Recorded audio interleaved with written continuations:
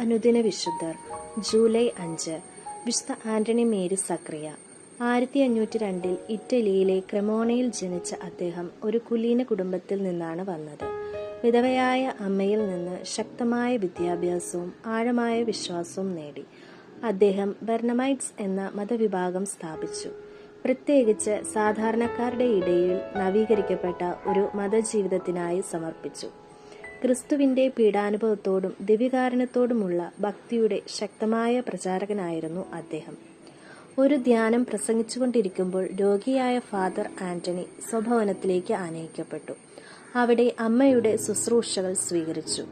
36-ാമത്തെ വയസ്സിൽ അദ്ദേഹം ദിവംഗതനായി.